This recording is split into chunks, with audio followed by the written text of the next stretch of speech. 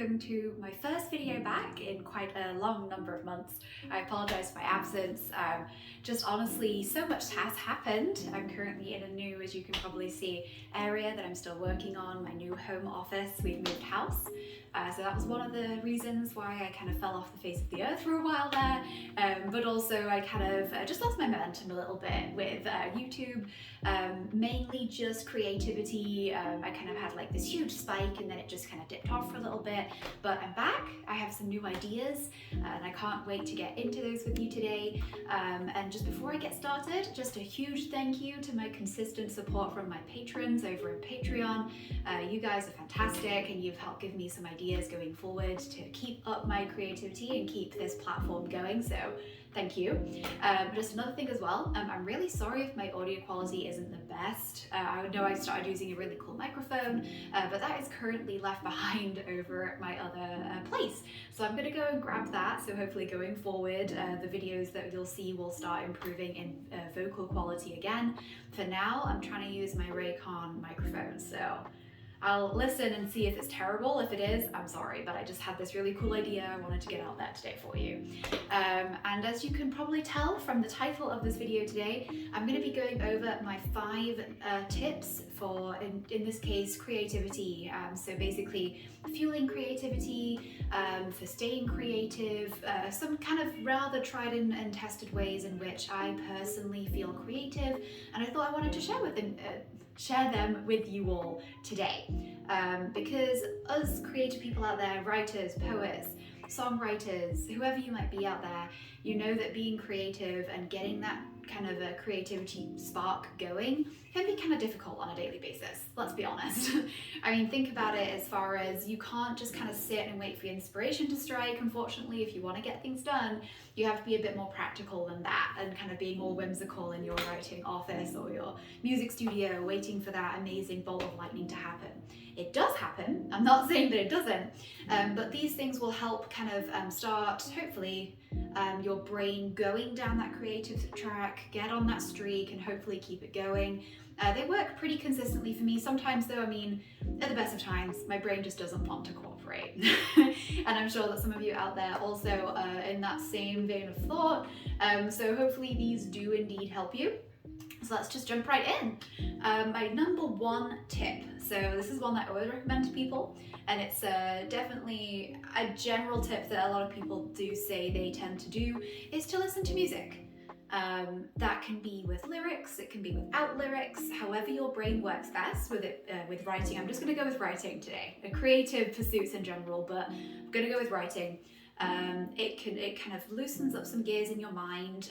You can start picturing and daydreaming and seeing these things in your brain with the aid of music, and it starts to get the creative side of your brain actually going. Some people don't write with music. I can't write with lyrical music, so as in I can't listen to lyrics while I'm writing, but soundtracks and orchestral music is fantastic for getting my juices flowing and kind of picturing myself, picturing my characters, and really jumping into the story in that way. So I found that's helped me consistently, and I really hope it helps you if you find a good, make a good playlist, you know, I'll leave some recommendations in my description as far as what I kind of use. I use a lot of soundtracks, as I said, orchestral stuff, and hopefully that will help you out, so I'll put that in my description. My number 2 biggest tip for creativity fueling is, my brain has gone totally blank. Oh. My number 2 biggest tip for fueling creativity is atmosphere. So, okay, this is gonna sound really cheesy, but just the kind of taking some time to be purposeful in creating the right atmosphere for your creativity and for your writing. So I do this by kind of having a non-oppressive light, or sometimes it depends. Sometimes I like being outside, which is another tip I'm going to go into about nature and how that can really help us with creative kind of thought flow and things like that. But generally inside with some kind of candle going. Scent is really huge in terms of how our imaginations and our brains will work. And so just kind of being purposeful about creating the best, comfiest, most secure area for you to do your work. You'll be surprised. Most times, sometimes, I find it just doesn't, I can get everything aligned. I've got my perfect cup of coffee, I've got this, I've got that, I've got my best blanket, and the words won't come.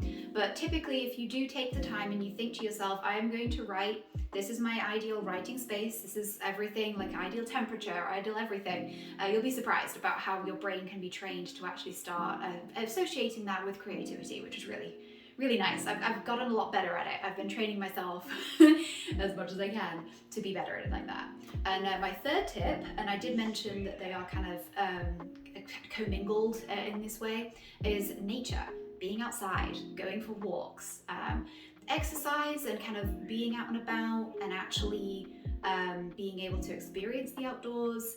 It really helps get not only like your endorphins going, but it's just such a refreshing thing, a change of pace. If you don't always go out in nature all the time, it can be some, like a real jolt to the system that can get your brain starting to think on a different track, and I just love it. So we actually moved, I mentioned, to a new place, and we're out in the woods, so I've kind of got into a habit where if I'm going to make notes or things like that, I go and sit outside on the patio in this beautiful lush forest area and it just awakens the senses a little bit. Again, it's something a bit different, whereas obviously the familiar can be super helpful in getting creativity going. Something a bit different, something unique can also help that as well.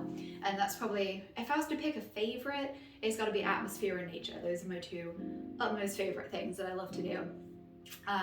My fourth tip is actually people watching. Okay, hear me out.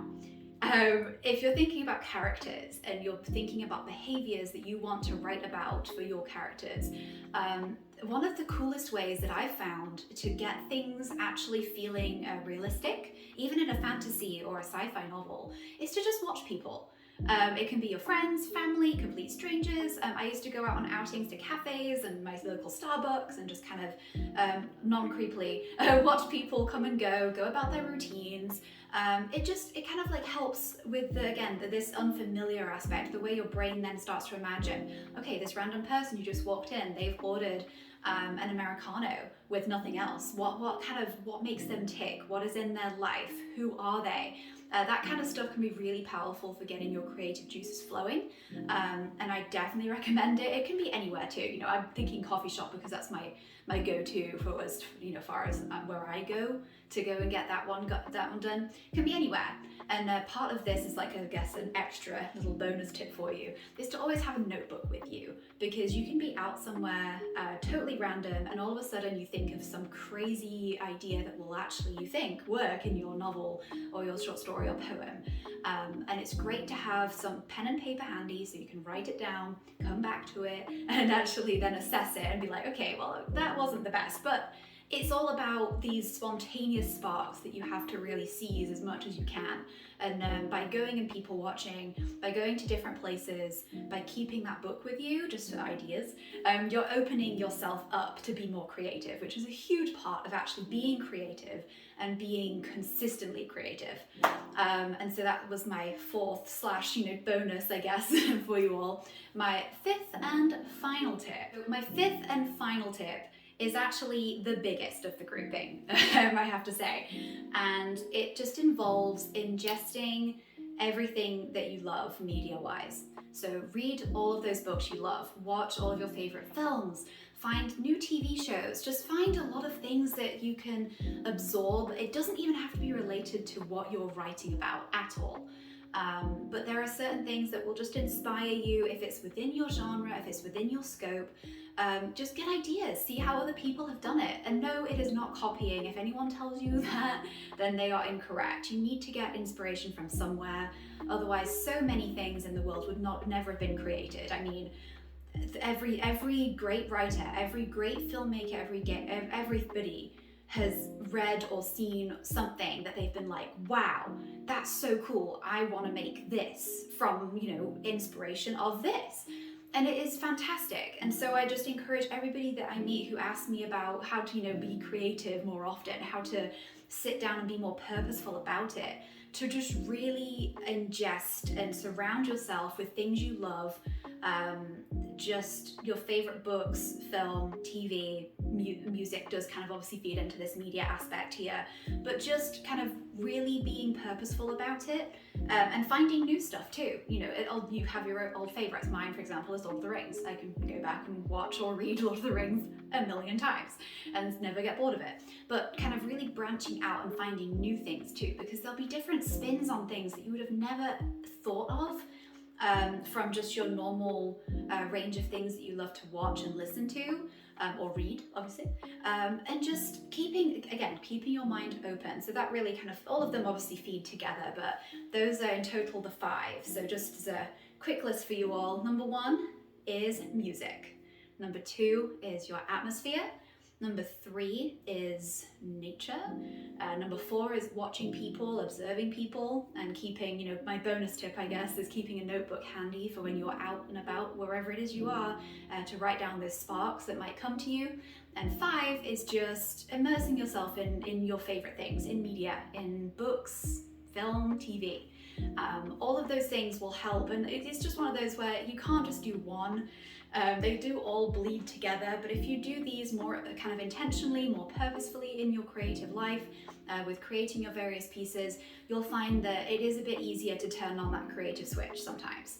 Don't get me wrong, it doesn't always work. I've been there many times, but I really hope that these things that really help me personally, and kind of people that I've told these tips to be more creative and to be more consistent in their projects, their creative outlets. I really hope they can help you as well.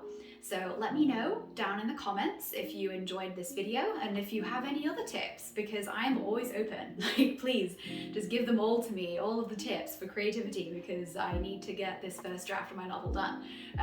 And so yeah, it's been wonderful having you again. It's been great being back. I really, again, hope you enjoyed it. And a massive thank you to my $10 plus patrons, which is Karen Hartley and Ellie Brown, for their consistent support. And if you are interested in kind of seeing behind the scenes of my YouTube antics, and also my novel and other things related to writing, please feel free to follow me on Patreon and potentially pledge a little bit so that you can help support me and grow this community. Fantastic to be back. I'm so excited, and I hope you all have a great day.